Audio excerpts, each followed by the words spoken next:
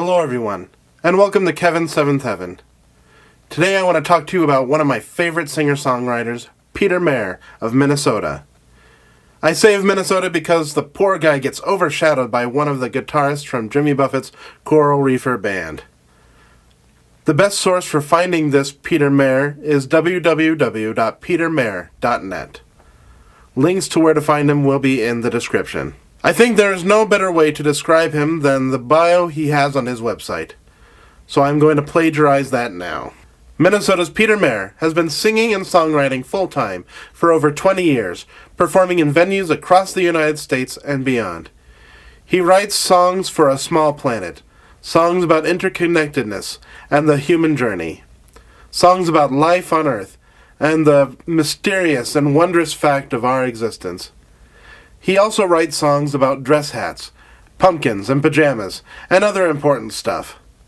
His music has been performed by artists like Kathy Mattea, David Wilcox, Claudia Schmidt, Ann Hills, Priscilla Herdman, Daryl Purpose, Billy Jonas, and Ronnie Cox, to name a few. His work has been included in songbooks, church hymnals, and folk radio playlists across the country. He is a recipient of fellowships from both the McKnight and Bush Foundations. Peter has 11 albums to his credit and has sold over 100,000 of them. He lives in Stillwater, Minnesota, with his wife and 2 daughters. I first became aware of Peter when I was looking up songs to sing for a Blue Christmas/Longest Night service. This type of service is meant to be a comfort for those who have lost loved ones and for whom the holiday season can be a sad one. So I was definitely not going to do my best Elvis and sing Blue Christmas at the service. I found his song, The Longest Night, and it seemed to be the right balance of sadness, anger at the darkness, and hope, to fit perfectly into that sad service. Here is a minuscule excerpt from that song. Light a candle, sing a song, say that the shadows shall not cross. After finding that song, I began looking throughout his repertoire, and I have yet to find a song that I don't thoroughly enjoy. However, there are 4 other songs that stand out as my favorites. The first feels almost like a protest song against winter. That would be Where is the Light? I love how it is a classic call and response, and also includes words that are not normally in a song's vernacular, such as Pleiades and Fruit Flambe. Here is a section of that. When it's late December, dark and cold, Where is the light? when old man you was bending low, Where is the light? Another sort of protest song is All the World is One. It is protesting against the belief that we are and should be separated and categorized into contentious factions. I love that he takes us from full-on nations all the way down to our DNA to show the imbecility of these actions of division. Here is a little bit of that song. you can say that you stand apart, put a fence around your yard, you can build a tall rampart, guard it with a gun. Next is a sort of short sung play where the cast is all the statues and decorations of a backyard garden. The song The Garden shows that we should be focusing on how things grow and also making them grow rather than how our opinions on that subject differ. Here's a little bit of that. The cherub and the Virgin Mary, the Buddha and the garden gnome, all the garden statuary talked in spring of how things grow. Finally, we have the one that feels the most personal to me.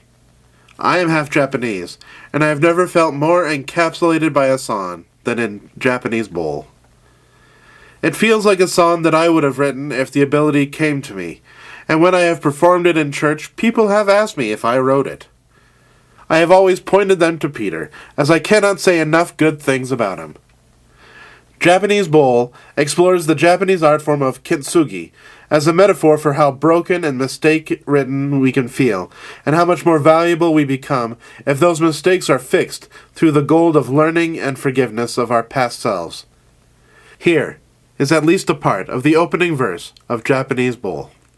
I'm like one of those Japanese these bones that were made long ago.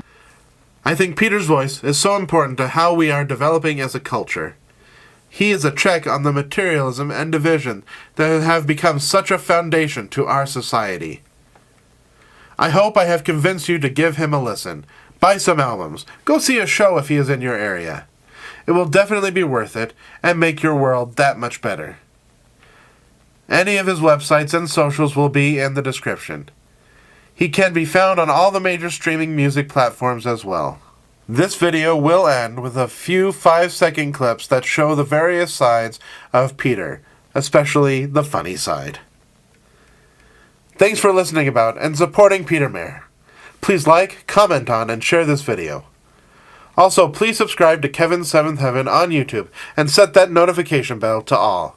It will really help me out, and I'll be very grateful to you. Anyway, ta-ta for now. Love you all.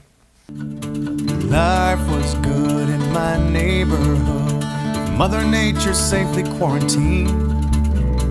Perfect yard was my work of art, studying uninterrupted green. You can sleep till afternoon, make some chocolate chip pancakes, wake up with Einstein's hairdo, let it stay that way all day. Blame it all on JFK, that's what my dad would say.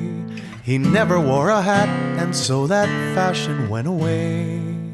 There are 100 billion snowflakes swirling in the cosmic storm, and each one is a galaxy, a billion stars or more.